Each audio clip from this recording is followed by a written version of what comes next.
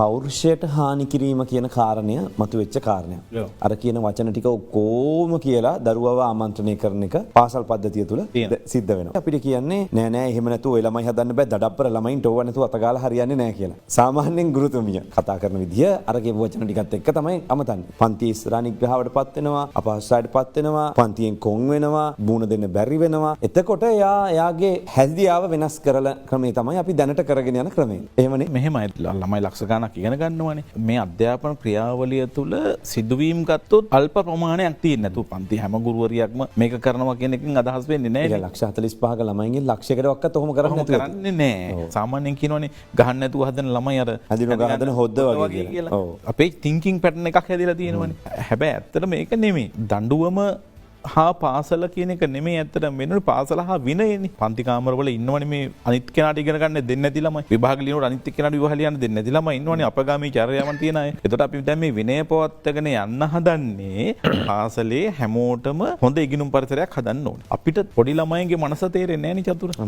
දැන් ඉන්න ගමන් මේ පාසල් වල පුංචි පන්ති වල පෑනෙන් අනිනවා ළමයින්ට. සමහර විට ළමයි ඉන්නවා ගුරුවරයා මාව දැන් මේ වෙලාවේ මට නික්නේම් එකක් අන්වර්ථ නාමයක් කියලා කතා කරනවා. අපි අම්මගේ තාත්තගේ නම කියලා කතා කරයිද? එක්ක මගේ ෆැමිලි බෑග්ග්‍රවුන්ඩ් එක කියලා මට බණීද? එක්ක ප්‍රින්සිපල් සර් ඇවිල්ලා ප්‍රින්සිපල් මැඩම් ඇවිල්ලා මට මෙහෙම කරයිද? හැම වෙලෙම ළමයා බියෙන් ඉන්නේ. පාසල් විනය පවත්වාගෙන යාමේ තියෙන මූලික සංරචකය තමයි චතුර පාසල හා ළමයා අතරේ තියෙන ධනාත්මක සම්බන්ධතාවය. හැදෙන්න නම් ළමයාට විශ්වාසයක් හැදෙන්න ඕනි. විදුහල්පතිතුමාගෙන් මට මානසික හෝ කායික හිංසනයක් වෙන්නේ නැහැ. ගුරුවරයාගෙන් මට මානසික හෝ කායික හිංසනයක් වෙන්නේ නැහැ. මගේ ළඟ ඉන්න යාළුවන්ගෙන් මෙහෙම දෙයක් වෙන්නේ නැහැ. පාසලේ විනය නීති පද්ධතිය හැදුවේ කවුද කියලා මගෙන් ඇහුවොත් විනය නීති පද්ධතිය හදන්නේ අපිනේ. අපි කියන්නේ කවුද? විදුහල්පති ගුරුවරු. එක්ක අධ්‍යාපන අමාත්‍යාංශයේ ඉන්නේ වැඩිහිටියෝ. දැන් කාටද විනය නීති පද්ධතිය හදන්නේ?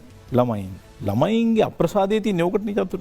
දැන් අපිට උනත් අපි මෙච්චර වැඩිහිටියෝ වෙලත් අපිව පාලනය කරන්න කවුරු හරි නීති පද්ධතියක් ගෙන ආවොත් දැන් මේ චතුරට මෙතන ප්‍රශ්න අහන්න විදිහ ඔයා මෙන්න මේ ප්‍රශ්න විතරයි අහන්නකොත් ඔයාගේ තියෙන මේ ක්වොලිටි එක එන්නේ නැහැ නේ. නිදහස නැති වෙනවනේ. දැන් ළමයින්ට අපි කරලා තියෙන්නේ නිදහස නැති කරලා. මට හිතෙන විදිහ තමයි චතුර අපි ළමයින්ගේ නිදහස අහිමි කරලා තියෙන්නේ. ළමයින්ට අපි දිනවා මෙන්න මේ විදිහටම අඳින්න ඕනේ. මෙන්න මේ විදිහටම කොණ්ඩේ කපන්න ඕනේ. මෙන්න මේ විදිහටම මේක කරන්න ඕනේ. අධ්‍යාපන අමාත්‍යාංශ අතිරේක ලේකම්තුමා මේක කියන්නේ නියමයට තියේ කොණ්ඩ ටික කපලා ඔහොම එන්න කිව්වොත් පොලිස් ටික ගන්න එපා කිව්වොත් නෝට් එකකට ගහලා එනකොට මොකද කරන්න බැරි නෝ වාටිය ලියන්න බැරි වුණොත් දැන් කියලා ගුරුවරු ටික හිතන එයා ඉන්න කාලේ වගේව කරේ නැහැ නේ. දැන් උදාහරණ විදිහට ලෝක ළමා දිනයේ දවසේ දැන් ඊයේ ශිෂ්‍යෙක් ගුරුවරයෙකුට පහර දීලා තිබුණා. ඒ සිදුවීම ගත්තන් පස්සේ මේ පවර් බැංක් එකක් දාගෙන ඇවිල්ලා එතනින් පටන් ගත්ත කතාව යන්නේ. එතකොට දැන් මේ ඇවිල්ලා ජංගම දුරකථනෙත් එක්ක සම්බන්ධයිනේ 11 වෙනි ශ්‍රේණිය. හොඳ වයස. එතකොට ඔබතුමා හිටියානම් ඕකට මං දන්නේ ඒක කොහොමද ඒක අනුගත වෙන්න ඕනේ. ඒක අපි දන්නේ ගුරුතුමාගේ වැරද්දක් වුණාද ඒ දරුවගේ වැරද්දක් වුණාද කියලා. එතකොට මේ වයසත් හොඳ නැහැ. උදව් මේක කරන්නත් බෑ. මේක විනය නීතියට පටහැනි. එතකොට දැන් මොකද්ද කරන්නේ කියලා ළමයා ගහුවා නම් අනිත් පැත්තට සර්ට මොකද්ද කරන්න ඕනේ?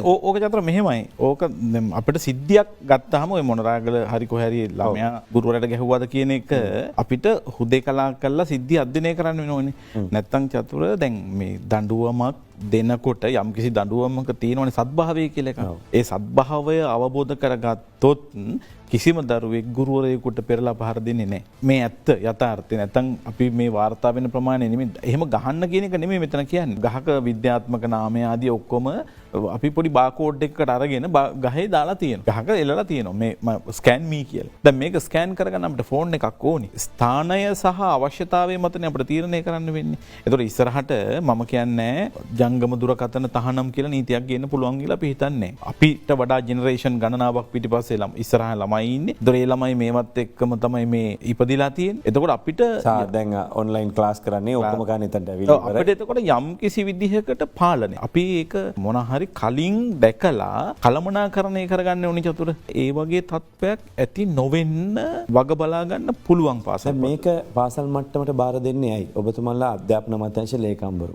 එතකොට අධ්‍යාපන අමාත්‍යාංශයේ ඉන්න සියලු දෙනාට තීරණයක් ගන්න පුළුවන්. පාසල් වේලාව තුල ජංගම දුරකථන තහනම්. ඒක චක්‍රලේඛි වැඩන්නේ. එහෙම නැත්නම් උදේ 8 සිට මේ දක්වා වරුවක් පුළුවන් වරුවක් බෑ. අදාළ විෂයන් ටිකක් නම් කළා මෙන්න මේ විෂයන් අවස්ථාවේදී ඔබට ජංගම දුරකථන භාවිතා කිරීම සඳහා දරුවන්ට අවසර දිය යුතුය. දැන් එහෙම නැතුව මේක විදුහල්පතිවරුන්ට පාසලේ සංවර්ධන කමිටුවට වාදීශ්‍ය කණ්ඩායමට ගුරුවරුන්ට තීරණය කරන් දුන්නාම එතන ඉන්න විදුහල්පතිතුමාගේ බුද්ධි මට්ටම ඔහුගේ සම්ප්‍රදාය ඔහු ගෙදර හිතන විදිහ මට තීරණය ගෙල්ලලා ඔබතුමා කියන දැන් ඔබතුමාට ජංගම දුරකථන ප්‍රශ්නයක් නැහැ ඒක දෙන්න බැරි වෙයි කියන මතයක ඉන්න. ගමේ ඉන්න වෙන විදුහල්පතිතුමෙක් එහෙම නෙමෙයි හිතන්නේ. ඉතින් ඔක ක්ලියර් කරලා දෙන්නකො අධ්‍යාපන අමාත්‍යාංශයේ වැඩ ඉවරයිනේ අත්‍තරම ගත්තා. තමයි. ජංගම දුරකථන සම්බන්ධයෙන් නම් දැනට එහෙම ලොකු ඉල්ලුමක් ඇවිල්ලා නැහැනේ. දැන් මේක අපි යම් කිසි චක්‍රලේඛයක් නිකුත් කරන්න ඕනි චතුර උමනාව මතනේ සමාජ ඉල්ලීම මතනේ. එතකොට දැන් එහෙම කිව්වා මේ අපි මේක ප්‍රචාරය වුණ ගමන් හැමතැනම ඉල්ලීමක් ඉදන්නේ අධ්‍යාපන අමාත්‍යාංශයෙන් එහෙම චක්‍රලේඛයක් නිකුත් කරන්න කියලා. ඇත්තටම දැන් මේක නිවැරදි කරන්න පුළුවන් ඕනෑම අවස්ථාවක්. ඕනම දෙයක් නිවැරදි කිරීමේ හැකියාව තියෙනවනේ. මම කියන්නේ තවමත් පාසල්වල විදුහල්පතිවරුන්ට